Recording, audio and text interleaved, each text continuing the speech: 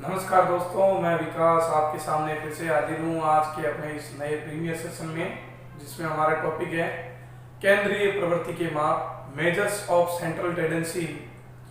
ये सांख्यिकी का एक बहुत ही महत्वपूर्ण लेसन है। इसी लेसन में पूरी सांख्यिकी डिपेंड करती है। सभी प्रकार के माध्यों का हम इस चैप्टर में एनालिसिस करेंगे कि माध्य क्या है, कितने प्रकार के होते हैं, कौन सा माध्य कहाँ यूज करना सुटेबल होता है। देखिए, सबसे पहले केंद्रीय प्रवृत्ति के माप की परिभाषा क्या होती है। एक ऐसा मूल्य जो सभी प्रकार के डेटा को रिप्रेजेंट करने का काम करता है, यानी एक ऐसा मूल्य जो सभी प्रकार के डाटा को प्रतिनिधित्व करता है, यानी एक ही चीज सबका रिप्रेजेंट करती है, तो वह मूल्य, वह डाटा केंद्रीय प्रवृत्ति का मूल्य कहलाता, जिसे हम माध्य का नाम भी देते हैं। यानी केंद्रीय प्रवृत्ति के मूल्य का दूसरा नाम क्या है, माध्य। तो एक ऐसा डाटा जो सभी प्रकार के डेटा का एनालिसिस करता हो, वह मुख्य डाटा केंद्रीय प्रवृत्ति का माप, केंद्रीय प्रवृत्ति का मूल्य या measures of central tendency value कहलाती है। अब सेंट्रल टेंडेंसी का एनालिसिस करने के लिए हमें सबसे पहले माध्यों का एनालिसिस करना पड़ेगा। कितने प्रकार के एवरेजेस होते हैं और कौन किस विशेषता को रिप्रेजेंट करता है, इनके बारे में हम डिस्कस करेंगे। तो उससे पहले देखिए, माध्यों के प्रकार कौन कौन से होते हैं। माध्य तीन प्रकार के होते हैं: स्थिति संबंधी माध्य, गणितीय माध्य और व्यापारिक माध्य। स्थिति संबंधी माध्य में क्या होता है, जिसे हम पोजिशनल एवरेज भी कहते हैं। इसमें दो प्रकार के माध्यों का प्रयोग किया जाता है, एक तो है अपना बहुलक और एक है अपनी मध्य का। बहुलक को अंग्रेजी में मोड के नाम से जानते हैं और इसका संकेत Z होता है। अब मध्य का मीडियन कहलाती है, इसका संकेत M होता है। अब गणितीय माध्य में कौन कौन से प्रकार है। गणितीय माध्य 3 से 4 प्रकार के हैं। देखिए, नंबर 1 है ज्योमेट्रिक मीन, जिसे हम गुणोत्तर माध्य भी कहते हैं। फिर है हरात्मक माध्य, जिसे हम हार्मोनिक मीन कहते हैं। फिर जो मुख्य इंपॉर्टेंट है समांतर माध्य, जिसे हम माध्य भी बोलते हैं, अर्थमेटिक मीन भी बोलते हैं। और एक है द्विघातीय माध्य, क्वाड्रेटिक मीन। तीसरा और आखिरी माध्य है व्यापारिक माध्य, जिसके 3 प्रकार हैं: चल माध्य, प्रगामी माध्य और संग्रहित माध्य, यानी मूविंग एवरेज, प्रोग्रेसिव एवरेज और कंपोजिट एवरेज। अब सभी प्रकार के जो माध्य हैं, हम इनका एक एक करके विस्तार से पढ़ेंगे, इनके बारे में क्या होता है। तो सबसे पहले हम टॉपिक लेते हैं गणितीय माध्य में समांतर माध्य से।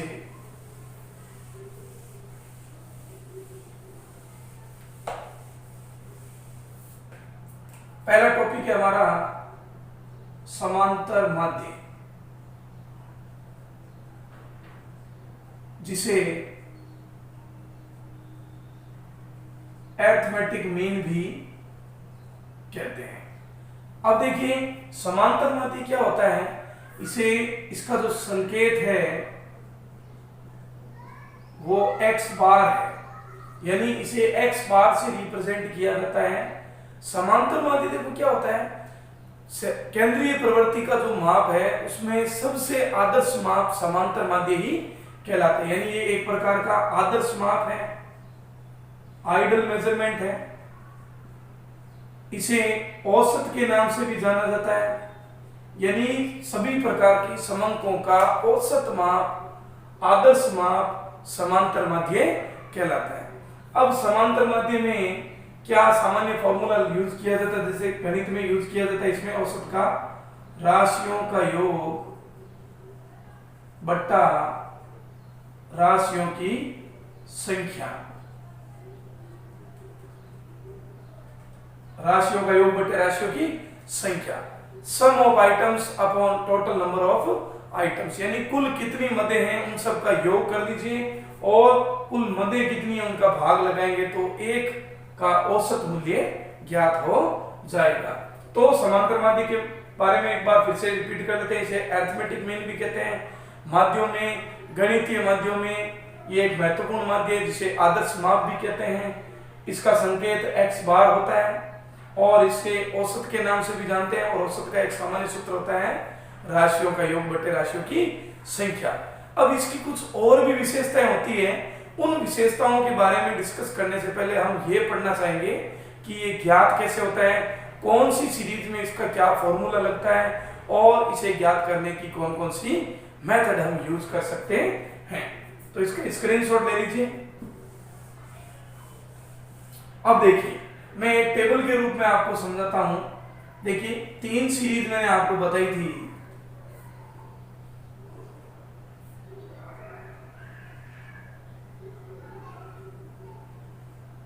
इंडिविजुअल चलो अलग अलग ही ले लेते हैं इसको।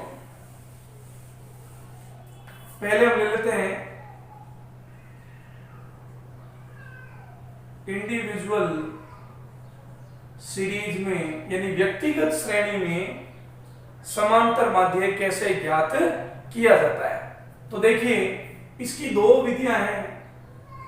एक तो है डायरेक्ट मेथड जिसे हम प्रत्यक्ष विधि के नाम से भी जानते हैं, और एक है शॉर्टकट मेथड जिसे हम हिंदी में प्रत्यक्ष और इसे लघु विधि के नाम से जानते हैं।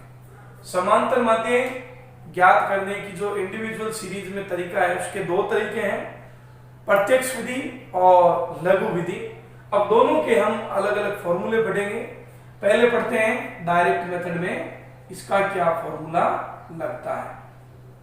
देखिए डायरेक्ट मेथड में x बार का फॉर्मूला होता है सिग्मा x अपॉन n। अब सिग्मा x का मतलब क्या होता है, देखिए सिग्मा x का मतलब होता है सम ऑफ x, यानी जो हमारे क्वेश्चन में डेटा दिए हुए हैं, संख्यात्मक आंकड़े दिए हुए हैं, उन्हें हम x से रिप्रेजेंट करते हैं। जितने भी डेटा दिए हुए हैं उन सभी का टोटल ही सिग्मा x कहलाता है, और n का मतलब है टोटल नंबर ऑफ आइटम, कुल मदों की संख्या। यानी हिंदी में वही फॉर्मूला हो गया राशियों का योग बट्टे राशियों की संख्या। क्या फॉर्मूला है, लघु विधि और शॉर्टकट 2 विधियां हैं। प्रत्यक्ष विधि से समांतर माध्य ज्ञात करने का तरीका है sigma x bar upon n, और सिग्मा x का मतलब है सम ऑफ x यानी कुल, यानी x का टोटल, और n का मतलब है total of number of item, यानी कुल कितनी मदें हैं, कुल कितने आइटम हैं, उन सबको मिलाकर योग करने के बाद उन्हें उन संख्या का भाग देने से हमारा औसत ज्ञात होगा, जिसे हम समांतर माध्य भी कहते हैं। अब इसका हम एक एग्जांपल लेते हैं, तो इसका स्क्रीनशॉट ले लीजिए आप।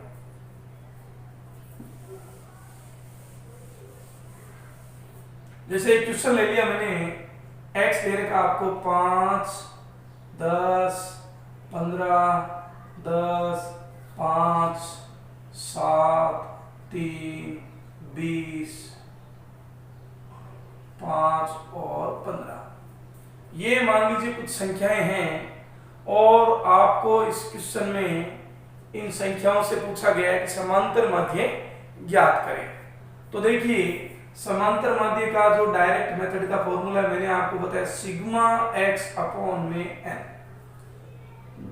अब सिग्मा x का मतलब क्या हुआ कि ये जो x दे रखा है इन सब का आप टोटल कर लीजिए। तो देखिए टोटल 5 और 10 15 और 15 30 और 10 40 और 5 45 और 7 52 और 3 55 5 60 80 90 और 95, यानी टोटल हो गया इनका 95।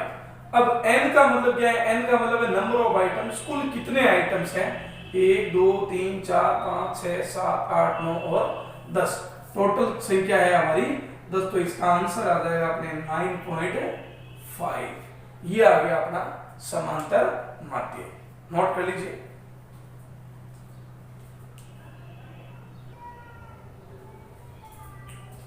अब देखिए हम ये क्वेश्चन में मिटा नहीं रहा हूं, पढ़ा है, क्योंकि दूसरी मेथड में भी हम इसी क्वेश्चन को लेंगे। देखिए सेकंड मेथड है हमारी शॉर्टकट मेथड।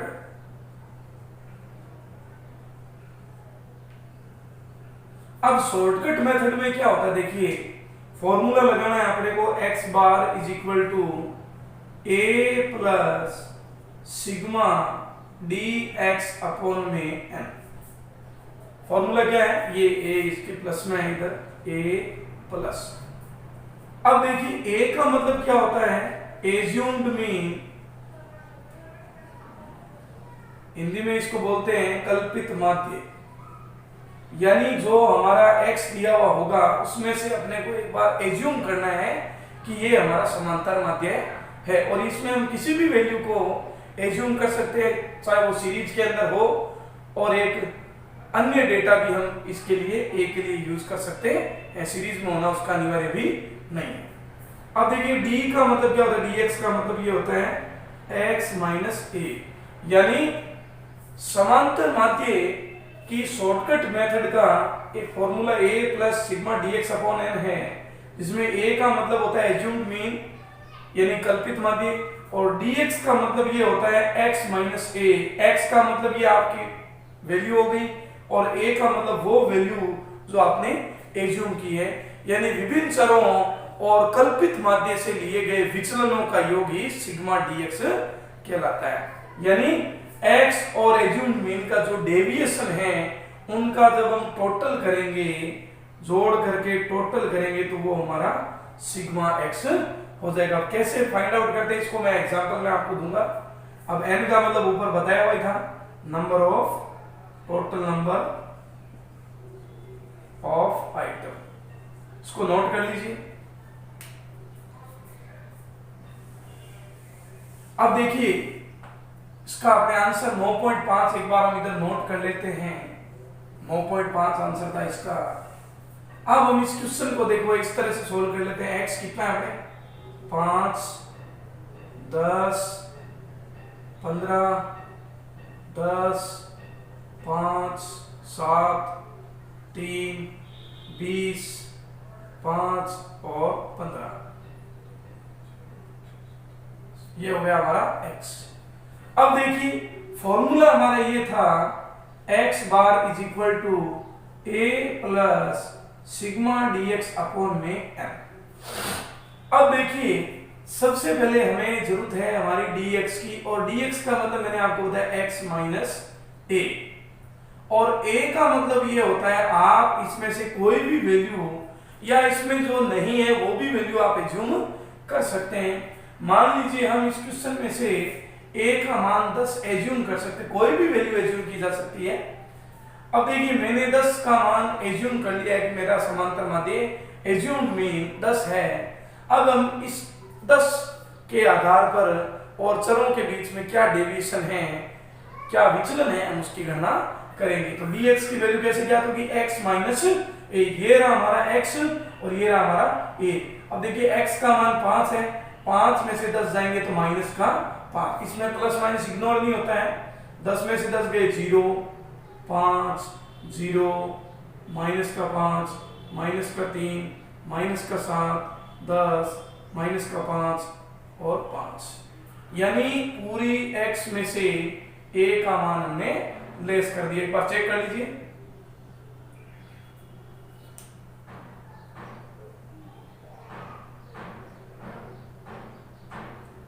ठीक है। अब हमें इनका टोटल करना है, क्योंकि देखो a का मान कितना मान एज्यूम किया हमने 10 प्लस, और n की वैल्यू कितनी है अपनी 10।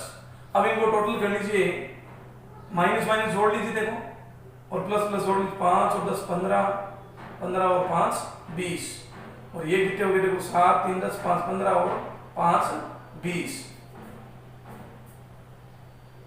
यानी कितना हो गया आंसर अपना 5, 10, 15 और 5 20, और ये 5, 5, 10 और 10 20 और 5 25 हो गया, यानी सॉरी माइनस का 5, प्लस के 20 हैं और माइनस के 25 हैं, तो टोटल 5 माइनस का आंसर हमारा हो गया, ये हो गया हमारा sigma dx is equal to minus का 5। अब इधर हम माइनस का 5 लगाएंगे, तो देखिए ये 10 का 10, अब प्लस माइनस क्या होंगे, माइनस 5 में 10 का भाग लग गया 0.5, 10 में से 5 गए, आंसर आ गए 9.5। तो डायरेक्ट मेथड में भी इंडिविजुअल सीरीज का इसी क्वेश्चन का आंसर 9.5 था, और शॉर्टकट मेथड से भी इस क्वेश्चन का आंसर 9.5 ही है, तो दोनों मेथड में आंसर चेंज नहीं होते, बस इनके जो तरीके होते हैं वो बदल जाते। इसको स्क्रीनशॉट ले लीजिए।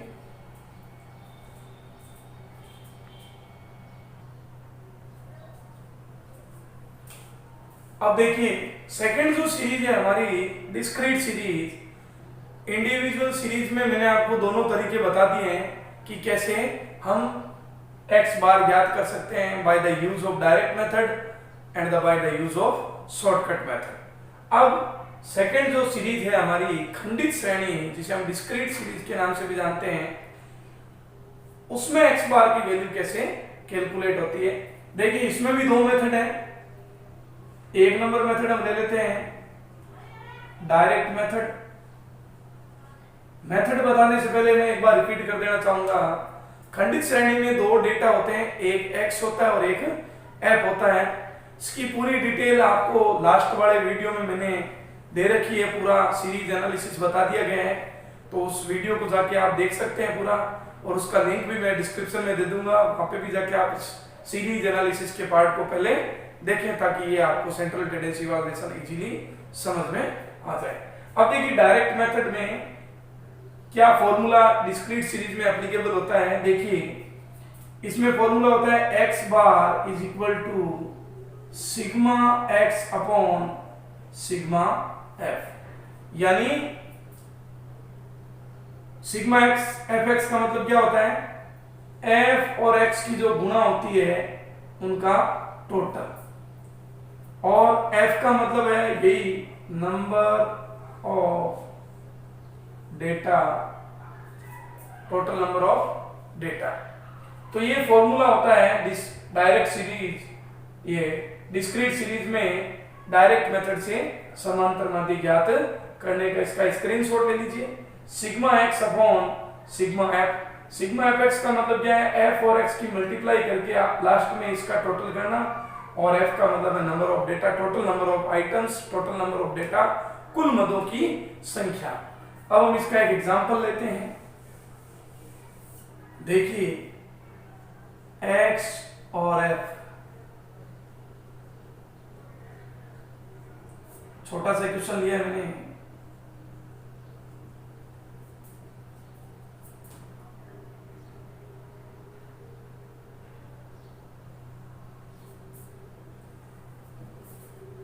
यहां मान लो मैंने ये हमारा क्वेश्चन है, x और f दिया हुआ है, निम्न समंकों से x बार की गणना कीजिए। तो देखिए इनकी टोटल है अपनी 5 10 15 5 20, ये तो हो गया हमारा सिग्मा f। अब देखिए हमें x बार ज्ञात करना है, उसके लिए फॉर्मूला मैंने बताया आपको, sigma fx upon sigma f, और सिग्मा f का मान हमारे पास है 20। Total of the frequency, total of number of items, total number of data, कुल मदों की संख्या। अब हमें चाहिए सिग्मा fx में। अब fx का मतलब क्या है, ये f और ये x इनकी मल्टीप्लाई कर दिए हैं, 2 दुए 4, 3 तिये 9, 5 दुए 10, 10 तिये 30, 15 के 5 से 75 और 20 की 5 से 100। अब ये fx की वैल्यू आ गई, हमें इसका टोटल करना है, तो जोड़ लीजिए 175, 205, 215, 220, 230, 228। टोटल देख लीजिएगा कैलकुलेटर का यूज करके।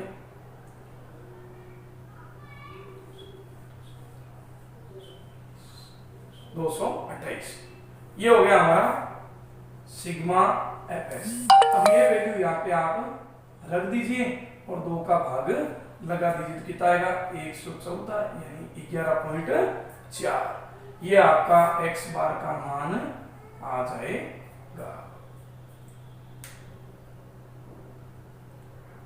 तो ये डिस्क्रीट सीरीज में समांतर माध्य ज्ञात करने की जो डायरेक्ट मेथड है उसका ये एग्जांपल है आपके सामने, नोट कर लीजिए इसको।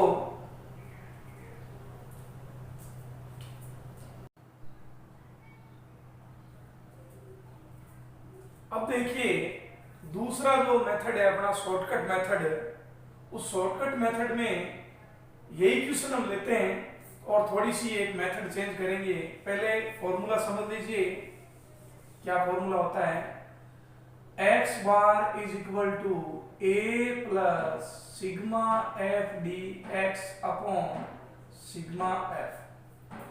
देखो जो इंडिविजुअल सीरीज में फॉर्मूला था वही फॉर्मूला है शॉर्टकट में, बस थोड़ा सा चेंज हुआ है, एफ लग जाता है, क्योंकि इंडिविजुअल और डिस्क्रीट दोनों का डिफरेंस ये एफ ही करता है। उसमें एफ कोई वैल्यू नहीं होती, लेकिन डिस्क्रीट सीरीज में एक्स और एफ दो वैल्यू होती है। अब देखिए यही क्वेश्चन है, अब हमें इस क्वेश्चन को इस शॉर्टकट मेथड से कैलकुलेट करना है। शॉर्टकट मेथड है, इधर लिख देता हूं, लघु विधि। तो सबसे पहले हमें इसमें dx फाइंड आउट करना है, इसका फॉर्मूला मैं पहले बता चुका हूं, x माइनस ए, और a की वैल्यू आप इसमें से कोई भी एज्यूम कर सकते हो। मान लीजिए मैंने 2 ही एज्यूम कर लिया, 2 में से 2 गए 0, 3 में से 2 गया 1, 5 में से 2 गया 3, 10 में से 2 गया 8, 15 में से 2 गए 13, 20 में से 2 गए 18। ये आपके dx की वैल्यू आ गई। सॉरी, इसमें मैं f ले लेता हूं, 2 3 1 2 3 और 5। f मैंने लिखी नहीं, वापस लिख दी मैंने। अब देखिए dx निकालते हैं, x माइनस ए, और a का मान मैंने 2 एज्यूम किया है। 2 में से 2 गए 0, 3 में से 2 गए 1, 5 में से 2 गए 3, 10 में से 2 गए 8, 15 में से 2 गए 13 और 20 में से 2 गए 18। ये हमारा dx का मान आ गया है। अब हमें चाहिए f dx, तो यहाँ पे f dx यानी इन दोनों की आपस में मल्टीप्लाई करनी है। 2 की 0 से मल्टीप्लाई 0, 3 की 1 से 3, 3 16 39 और 90। अब इनकी टोटल कर लीजिए आप।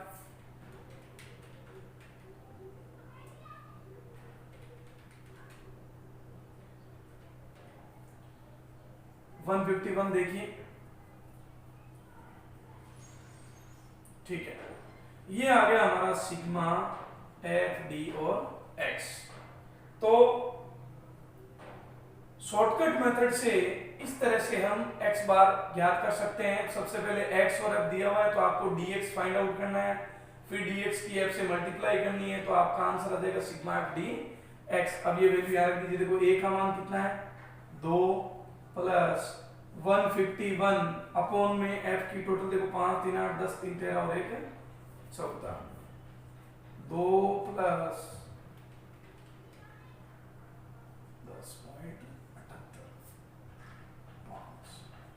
12.785। अब ये आंसर चेंज क्यों है, क्योंकि मैंने f थोड़ी सी चेंज कर दी थी, इसलिए ये आंसर थोड़ा सा चेंज हो गया। अदरवाइज वो सेम f लेते हैं तो हम 11.04 ही 11.4 आंसर आता हमारा। तो f थोड़ी सी चेंज करने के कारण ये आंसर हमारा चेंज हो गया। तो देखिए a plus sigma F D X upon F, a का मान 2 ले लिया मैंने, एफ डी एक्स की वैल्यू मैंने 151 ले ली, सिग्मा एफ का मान 14 है, सॉरी थोड़ा सा मिस्टेक हो गया, यहाँ पे 16 है, 5 3 8 2 10 11 12 13 14 और 2 16। थोड़ा सा ये करेक्शन कर लीजिए।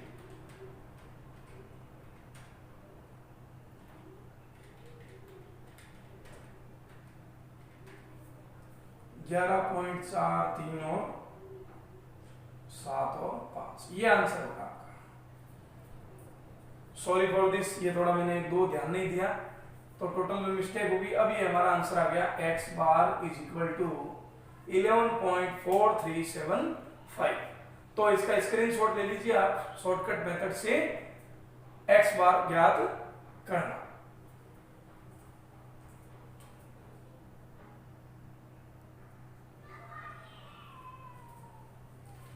देखिए आखिरी मेथड है हमारी, आखिरी सीरीज है अखंडित श्रेणी से x बार कैसे ज्ञात किया जाता है। Calculation of x bar in continuous series. देखिए इसमें 3 मेथड से हम x बार ज्ञात कर सकते हैं। नंबर 1 है डायरेक्ट मेथड, नंबर 2 है शॉर्टकट मेथड, और नंबर 3 है स्टेप डेविएशन मेथड, यानी प्रत्यक्ष विधि, लघु विधि, और तीसरी का नाम है पद विचलन विधि। देखो, खंडित श्रेणी और अखंडित श्रेणी में जब हम x बार ज्ञात करते हैं तो दोनों में ज्यादा कोई डिफरेंस नहीं है, बस हमें एक छोटा सा काम करना है, बाकी दोनों में एज इट इज तरीके ही, एज इट इज फॉर्मूले ही यूज होते हैं। तो देखिए, अगर हमारी अखंडित श्रेणी दी हुई है और हमें x बार ज्ञात करना हो तो सबसे पहले हमें उस अखंडित यानी कंटिन्यूअस सीरीज में से मिड वैल्यू ज्ञात करनी पड़ेगी। यानी नंबर 1 आपको क्या करना पड़ेगा, मिड वैल्यू ज्ञात करेंगे और फिर वही फॉर्मूले यूज करेंगे जो हमने खंडित श्रेणी में यूज किए थे। अब देखिए, तीनों मेथड हम एक एक तरीके से पढ़ लेते हैं। डायरेक्ट मेथड, क्या फॉर्मूला है इसका, देखिए, x bar is equal to sigma F X upon sigma F. यही फॉर्मूला हमने खंडित में यूज किया, यही अखंडित में यूज हो रहा है। देखिए, क्वेश्चन लेते हैं, 0 से 10, 10 से 20, 20 से 30, 30 से 40 और 40 से 50। एफ ले लीजिए, मान लीजिए इसका 2, 5, 3, 5 और 15। ये हो गई इनकी टोटल हमारी 30। ये हमारा क्वेश्चन है। देखिए, कंटिन्यूअस की पहचान ये है कि इसमें दिया गया x ग्रुप के रूप में होता है। ये हमारा x है, ये हमारी फ्रीक्वेंसी है। अब हमें डायरेक्ट मेथड का यूज करके इसमें से x बार की वैल्यू ज्ञात करनी है। तो फॉर्मूला ऊपर लिखा हुआ है आपके सामने, sigma F X upon F. तो सबसे पहले हम मिड वैल्यू ज्ञात करेंगे। सबसे पहला काम क्या है, मिड वैल्यू ज्ञात करें। Calculate the mid value from the continuous series.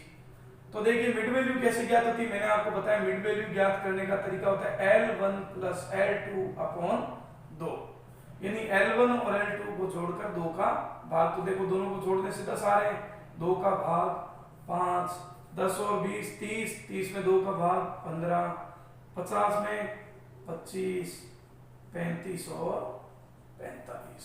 ये आ गई हमारी मिड वैल्यू। ये अपने आप में x ही है।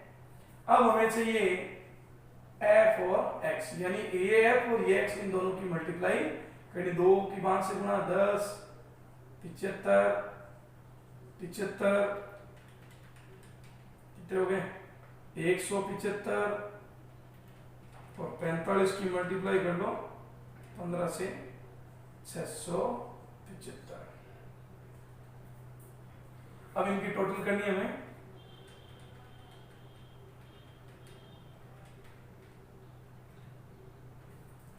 एक 1010 हमारा आंसर हो रहा है।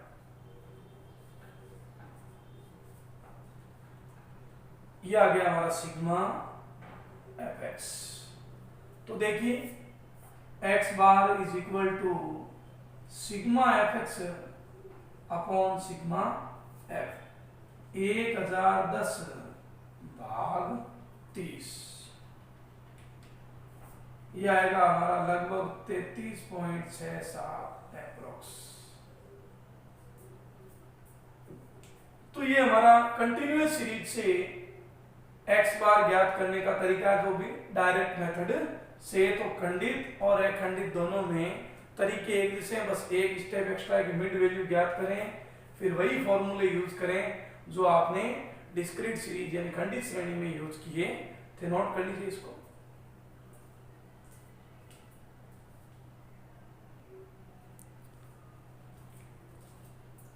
देखो, अब नेक्स्ट जो 2 मेथड हैं, शॉर्टकट मेथड और स्टेप डेविएशन मेथड, उनके बारे में हम डिस्कस नेक्स्ट वीडियो में करेंगे। उससे पहले मैं आपको कुछ प्रैक्टिस के लिए 1-2 क्वेश्चन देता हूं, उनको आप सॉल्व कीजिए और उसका आंसर हमारे कमेंट बॉक्स में जरूर दीजिए। तो ये क्वेश्चन आप नोट कर लीजिए। x बराबर 1, 2, 5, 10, 15, 20 और 15, 35, 40 और 50। एक क्वेश्चन ये है आपका। एक क्वेश्चन आप ये ले लीजिए 5, 10, 15, 12, 18 और एक में ले लीजिए आप 2, 3, 2, 5, 5। इसको थोड़ा चेंज कर लीजिए 10, 5, 15 और 5, 20। ये दो क्वेश्चन है आपके। डायरेक्ट और शॉर्टकट मेथड से आप इन्हें हल कीजिए और इन दोनों क्वेश्चनों का आंसर हमारे कमेंट बॉक्स में जरूर लिखें। और सभी से अनुरोध करता हूं कि हमारा वीडियो जरूर शेयर करें और अगर इस वीडियो में आपको कोई भी बात हमारी अच्छी लगे तो इसको लाइक करना ना भूलें। इन्हीं शब्दों के साथ मैं विकास आप लोगों से अलविदा लेता हूं। जय हिंद, जय भारत।